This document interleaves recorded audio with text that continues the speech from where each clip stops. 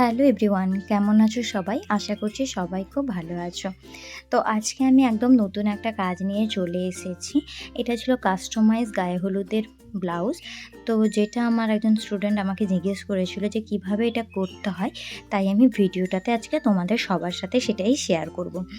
তো এখানে আমি ব্লাউজ নিয়ে নিয়েছি আর ক্যামেলের ছোট ছোট কালারগুলো নিয়ে নিয়েছি। যেহেতু আমি প্রফেশনালি আর্ট করি না, সেহেতু আমি বড় কোনো বটল কিনিনি, এই ছোটোগুলো দিয়েই কাজ করি। তুলির জন্য আমি সোনাইয়ের তুলি ইউজ করেছি এবং আরেকটা এটা সিনথেটিক তুলি ছিল, এটা রিয়েল তুলি নয়, ওটা আমি মিক্সিংয়ের জন্য ইউজ করি। আর এখানে আমি মিডিয়াম 1 ইউজ করে নিচ্ছি, যে ক্যামেলটাকে ফেব্রিকটাকে ভালোভাবে গোলার জন্য। অনেকের প্রশ্ন থাকে যে মিডিয়াম 1 না 2। মিডিয়াম 1টা একটু পাতলা হয় এবং মিডিয়াম 2টা একটু গাঢ় হয়। তোমরা যেভাবে কাজ করতে অভ্যস্ত দুটো নিয়েই দেখতে পারো, এগুলো ছোটোটাই নিতে পারো, এগুলোর খুব বেশি দাম নয়। তো তোমরা একটা নিয়ে কাজ করে দেখতে পারো যে তোমাদের কোনটাতে কমফর্ট লাগে। আমার মিডিয়াম 1টাতেই কমফর্ট লেগেছে, কারণ মিডিয়াম 1-এর কনসিস্টেন্সিটা খুবই পাতলা হওয়ার জন্য ফেব্রিক গোলার কাজে এটি খুব ভালো কাজ করে।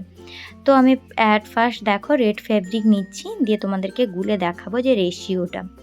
মিডিয়ামটা ইউজ করার আগে ভালোভাবে সেটাকে ঝাঁকিয়ে নেবে, এটা বোতলের ওপরেই লেখা থাকে যে ঝাঁকিয়ে নিয়ে ইউজ করতে হয়। এবার দেখো কিছুটা আমি ফেব্রিক নিয়েছি, এবার আমি মুখটার মধ্যে ঢেলে নিচ্ছি, কারণ বোতল থেকে অনেকটা পরিমাণ পড়ে যেতে পারে। তো একটু পরিমাণ নিয়ে আমি প্রথম মিক্স করে দেখব। তো তোমাদেরকেও সাজেস্ট করব যে কোনো জিনিস অল্প দিয়ে প্রথম মিক্স করে দেখবে যে তোমরা যেভাবে কনসিস্টেন্সি বা থিকনেস চাইছো সেইটা পাচ্ছ কি না। যদি না পাও তারপর আবার একটু দিবে, কিন্তু একদমই যদি বেশি দিয়ে দাও তাহলে তোমার সেখানে অনেকটাও ফেব্রিক পড়তে পারে। এবার দেখো একটা কাগজকে আমি ফোল্ড করে নিয়ে ব্লাউজের মাঝখানটাতে ভালোভাবে ঢুকিয়ে নিচ্ছি। এর কারণ হচ্ছে যে কালারটা যদি কোনো পরিমাণে অপোজিট দিকে লেগে যায় তো সেটা তো খুব বাজে একটা ছাপ ফেলে, তার জন্যই আমি এই জিনিসটা করেছি। তো তোমাদের যদি তোমরা যদি ধরো শাড়ির ওপরে করছো বা কোনো কিছুর ওপরে এরকমভাবে বোর্ডের ওপর বা কাগজ দিয়ে দিতে পারো, তাতে তোমাদের কালারটা পিছনের দিকে উঠে যাওয়ার সম্ভাবনা থাকবে না। এবার দেখো প্রথমে আমি বর্ডারটাকে ভালোভাবে ফিল করে নিয়েছি, দেন আমি হোয়াইট ফেব্রিক নিয়ে নিয়েছি এবং তুলিটা চেঞ্জ করে নিয়েছি। এখানে আমি 2 থেকে 3টে তুলি ইউজ করেছি, প্রত্যেকটারই সোনাইয়ের এবং প্রত্যেকটা নম্বরই 02, মানে 02 বলতে 00 যেটা, ঠিক আছে, ওই তুলিটা ইউজ করছি। 000 তুলি নয়, কারণ 000 তুলি আমাদের কলকা করার ক্ষেত্রে খুব ভালো কাজ করে, সূক্ষ্ম কাজ করে, কিন্তু এই সমস্ত ব্লাউজের ওপর কাজ করার ক্ষেত্রে ওটা এতটাই সূক্ষ্ম কাজ করে যে একটা স্ট্রোক তোমাকে হয়তো অনেকবার টানতে হতে পারে। তাই একটু মোটা তুলি নিলে তোমাদেরই টাইমটা বাঁচবে বা তাড়াতাড়ি হবে। কটন কাপড় কিন্তু অনেক সময় শুষে নিয়ে থাকে, তো সেক্ষেত্রে তোমাদেরকে হয়তো আরেকবার একটু অ্যাপ্লাই করতে হতে পারে বা একটু টেনে টেনে অ্যাপ্লাই করতে হতে পারে, এটা ন্যাচারাল। তো অনেকেই রিলস ভিডিওতে দেখো যেটা 60 সেকেন্ডের হয়, রিলসটা তো পুরো ভিডিওতে দেওয়া যায় না, এখন সবাই লং ভিডিও থেকে রিলস ভিডিও দেখতে বেশি পছন্দ করো। তো আমার কাছে এমন একটা প্রশ্ন এসেছিলো যে রিলসে আমরা দেখি একটা স্ট্রোকেই খুব সুন্দরভাবে টানা হয়ে যাচ্ছে, কিন্তু না, আমি এখানে দেখো একদম উইদাউট স্পিড বা খুব বেশি কাট না করে বেশিরভাগটাই রাখার চেষ্টা করেছি। তো তোমরা এখানে দেখতেই পাবে যে এমন কিন্তু কিছুই নয় যে একটা স্ট্রোক করলাম আর সম্পূর্ণরূপে সেটা ভালোভাবে ফুটে আমার কালারটা এসে গেল। যদি কটনটা পিওর কটন হয় সেক্ষেত্রে তোমাকে একটু প্রবলেম হবে, প্রথমে কালারটাও শুষে নেবে, দেন তুমি আরেকবার অ্যাপ্লাই করবে বা একটু ঘষে ঘষে অ্যাপ্লাইয়ের প্রয়োজন আছে। কিন্তু একটা কথা, কালার কখনো জমাট বাঁধিয়ে রেখে দেবে না, সেক্ষেত্রে সেটা পরে পিল অফ হয়ে যাওয়ার চান্স থাকে, তো সেই জায়গাটা ছেড়ে গেলে দেখতে মোটেই ভালো লাগবে না। তো এইগুলো হলো নলেজ। এবার আরেকটা কথা বলি, ফেব্রিক কালারের কাজ করার পরে অনেকের মনে একটা প্রশ্ন আসে যে এটা কি লং লাস্টিং হবে।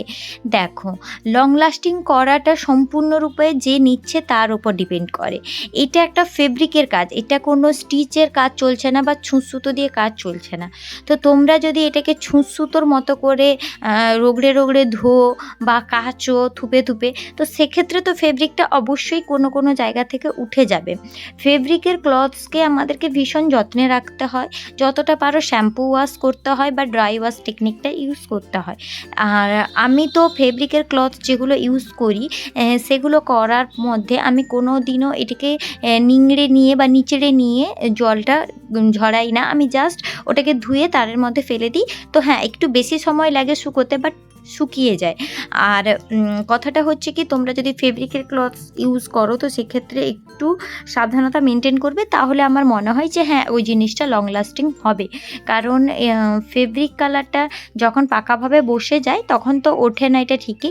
কিন্তু যখন কাঁচা থাকে তখন যদি তোমরা এর ওপর মানে কাঁচা যে ১ বা ২ বার ইউজ করেছো তারপরেই তুমি সেটাকে থুপে থুপে ধুলে, রগড়ে রগড়ে ধুলে, তো সেক্ষেত্রে উঠে যাওয়ার একটু চান্স থাকে।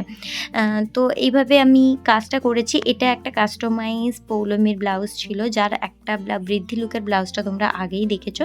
তো ও আমার কাছে ২ টো কাজ দিয়েছিল, আর একটা পানপাতা ছিল। আমি সাধারণত এই সমস্ত কাজ করি না, তবে ও এতটাই কনভিন্স করেছিল আমাকে যে হ্যাঁ, করে দাও বা কিছু। তো ওর কোনো ডিমান্ড ছিল না, আমাকে নিজের মতো করে করতে বলেছিল। আর আমি একদম ফার্স্ট টাইম এই কাজটা করছিলাম। জানি না কেমন হয়েছে বা কী, কিন্তু আমার ক্লায়েন্টের ভীষণ পছন্দ হয়েছিল। তো তাই আমি সেইভাবে কাজটি করেছিলাম। আর একটু আলাদা রকম করতে চেয়েছিলাম, বর্ডার লাইনটা ক্রিয়েট করে সেখানে একটু কিছু লিখতে চেয়েছিলাম। তো আমি এভাবে একটা সেখানে লিখে দিয়েছিলাম। এরপর যে রাউন্ড করেছিলাম এর মধ্যে আমি শাঁখা, পলা, গাছকৌটো, ২ টো পান পাতা ক্রিয়েট করেছিলাম এবং হাতের মধ্যেও ২ টো পান পাতা ক্রিয়েট করেছিলাম। আর একটা জিনিস যেটা তোমাদেরকে বলবো, এই যে পান পাতাটা ক্রিয়েট করছি এবং তার ভিতরে যখন আমি ফেব্রিকটা ভরছি তখন কিন্তু খুব সাবধানে ভরবে যেন ফেব্রিক কোথাও বেশি না পড়ে যায়। সেক্ষেত্রে উল্টো দিকে মানে কাগজটা ভিজেও তার নিচের দিকে চলে যাওয়ার চান্স থাকে। কারণ কাগজেরও তো একটা পাতলা ভাব থাকে, কাগজটা জলে ভিজে যায়, তোমরা সবাই জানো, তেমনি মিডিয়ামেও ভিজে যাবে। তো তোমরা যদি অতিরিক্ত পাতলা মিডিয়াম গুলে ফেলো সেক্ষেত্রে একটু শুকিয়ে শুকিয়ে কাজ করবে বা ফ্যানের তলাতে বসে কাজ করবে, তাহলে আমার মনে হয় কোনো প্রবলেম হবে না। তো তোমরা নিজেদের জন্য ইউজ করতে পারো বা প্রফেশনালি ইউজ করতে পারো। প্রফেশনালি যখনই ইউজ করবে তখন হ্যাঁ, বিভিন্ন রকমের কালার পাওয়া যায়, যেমন পিডি লাইট, অ্যাক্রিলিক, বিভিন্ন কালার পাওয়া যায়, সেগুলো তোমরা ইউজ করতে পারো। তবে এটা সেইভাবে আমার কোনো প্রফেশনাল কাজ ছিল না যে একদম আমি বিজনেস স্টার্ট করছি। তো আমি এইভাবে কাজটা করেছিলাম। আর আমি ওকে দেওয়ার আগে নিজে একটা কাজ করে কিছুদিন ইউজ করে দেখেছিলাম, কারণ প্রায় ২-৩ মাস আগে থেকে ও আমাকে মানে এটার জন্য অর্ডার দিয়েছিল। আর আমি ইউজ করে ১ মাস আমি নিজের ব্লাউজ করে ইউজ করেছি, দেন আমি ঠিকঠাক ফলাফল পেয়ে তারপর ওকে করে দিয়েছি। তাই তোমাদের সাথেও বলছি, এই যে টেকনিকটা, এটা সম্পূর্ণরূপে তোমরা করতে পারো। তো আশা করছি ভালো লাগবে। তো দেখো, হাতের মধ্যেও আমি ২ টো পান পাতা করে নিয়েছিলাম। এবার পান পাতাগুলোকে খালি রাখলে তো দেখতে ভালো লাগে না, তাই ওটাকে আমি ফিল করেছিলাম। তো ফিল করার পর ব্লাউজটা কিছুটা এইরকম দেখতে ছিল। তবে আমার যেন কোথাও মনে হচ্ছিল যে হ্যাঁ, একটু ফাঁকা আছে বা কিছু আছে, আরও একটু কিছু করব। তো দেন লাস্টে আমি এর সাথে আরও কিছু অ্যাডিশন অ্যাড করি, যেটার ভিডিও নিয়ে হয়ে ওঠা হয়নি। তো সেটার আমি শর্ট ভিডিও তোমাদের সাথে শেয়ার করছি যে ফাইনাল লুকটা কেমন ছিল। দেখো কেমন লাগলো। ভালো লাগলে অবশ্যই একটু লাইক কমেন্ট করে দিও, আর নিজেদের ফ্রেন্ড বা ফ্যামিলির সাথে একটু ভিডিওটা শেয়ার করে দিও।